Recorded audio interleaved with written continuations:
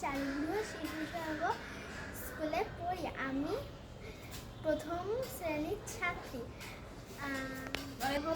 মহামান্য শেখ হাসিনার বর্ণনা উৎসাহিত হয়ে 2টি গাছ লাগাচ্ছি এবং অনুপ্রেরণায় 2টি গাছ লাগাবো।